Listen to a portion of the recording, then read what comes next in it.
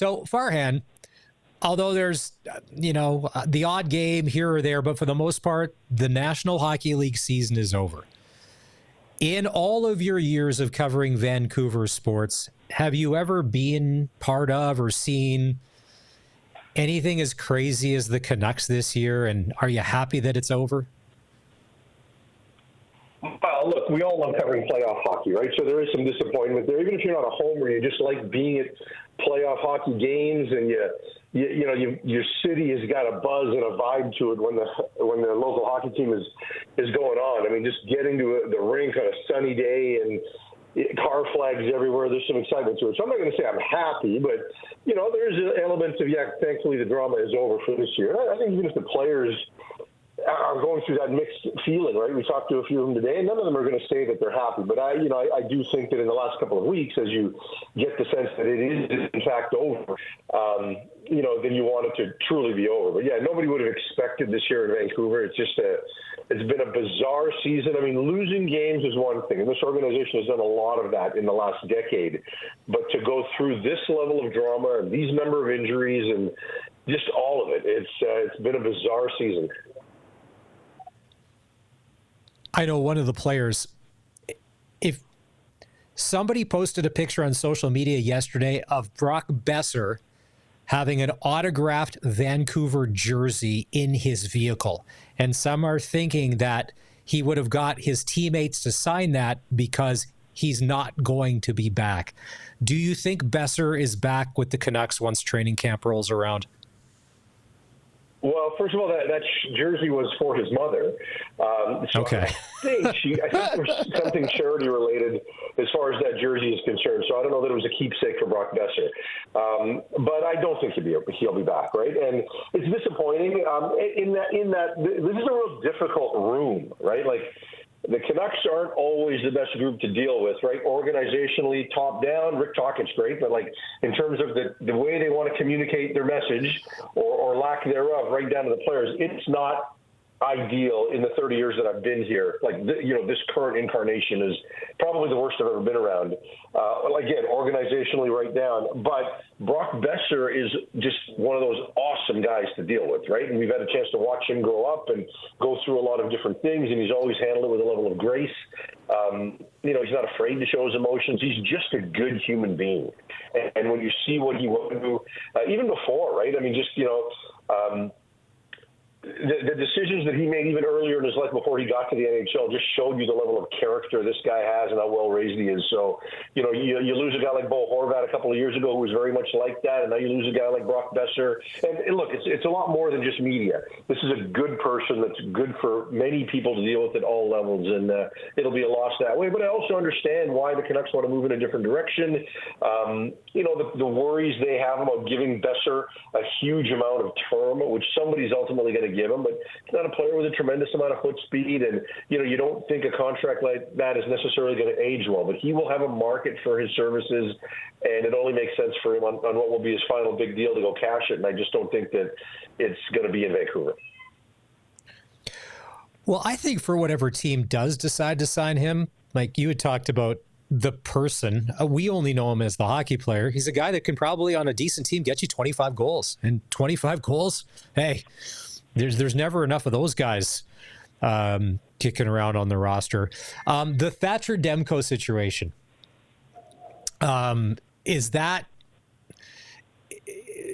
anything that's going to play out this summer? I mean, there's other goaltenders signed, the injury history, just where would it sit with Demko? Well, I think they're mixed. I think organizationally they made a decision that they're going to move on.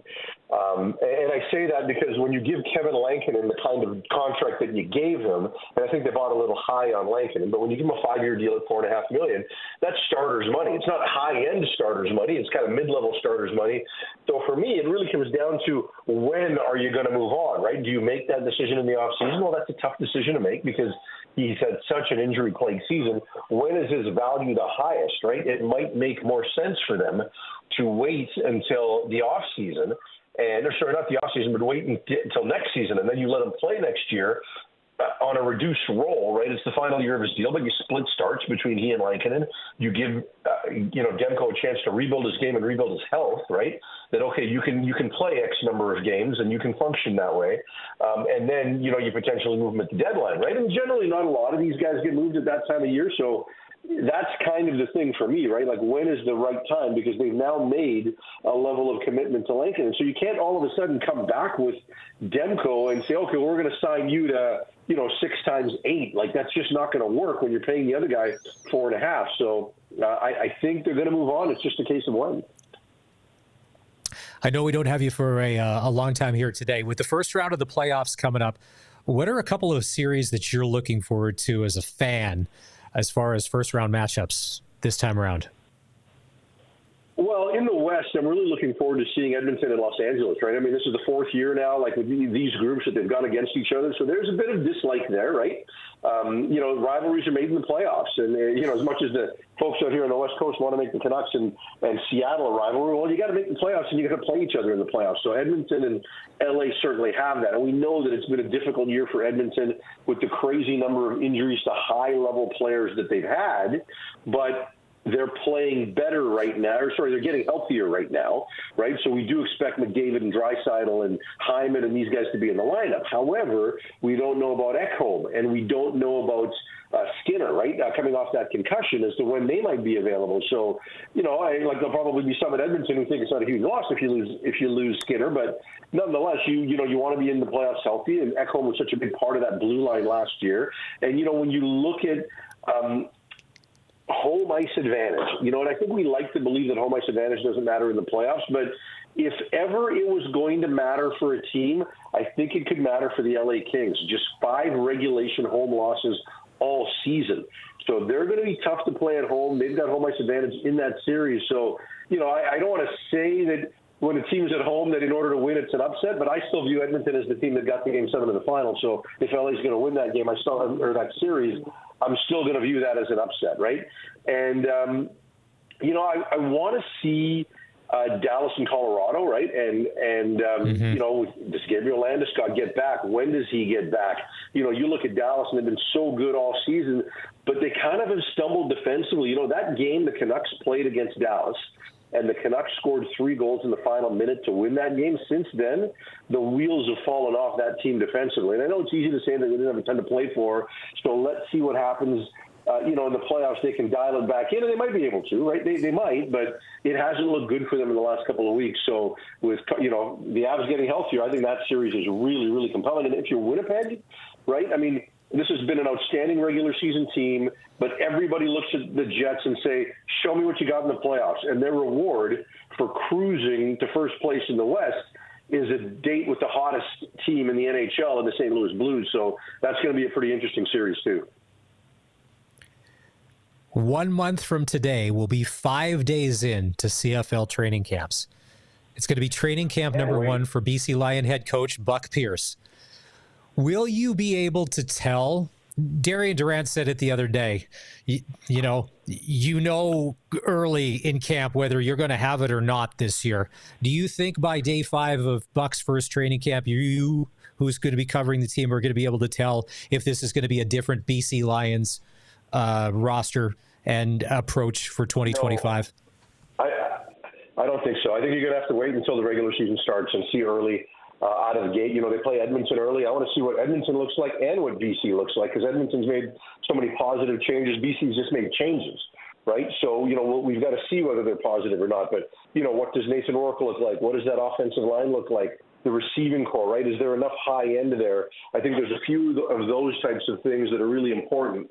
So I think that's going to take some time. I don't think we're going to know in the first couple of days of training camp. Everybody looks good in training camp. You know that, right?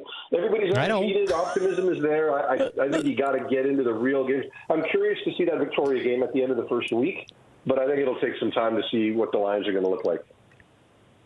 I'm just excited to see what Buck Pierce, first-time head coach, is going to do and how he's going to approach this, because he's been around some pretty good football teams and he's accomplished himself. He's coming back home to BC, and I like him. I think a lot of people just like him because he's a likable guy. And is he going to be the missing piece with a very talented roster that he's got to work with? Yeah, and I'm going to let you go at the end of this question, but Buck has been waiting for this opportunity, and there's a lot of people who don't believe Buck is that alpha that can get out in front of the room. I disagree. I think he's going to be able to have that. He's passionate. He's got a level of intensity, and I think he's got some good people around him. So I'm looking forward to seeing what Buck brings. But right now, what he's going to bring is some change, and I think this organization needed that. All right. It's Farhan Lalji from TSN. Thanks for your time. Farhan is on dad duty. His son is in a track meet and about to compete, so we will let him get to that. Farhan Lalji is brought to you by the Cooperators. It's time to get financially fit. The Cooperators can build a plan that works for you. Cooperators, invest in your future together.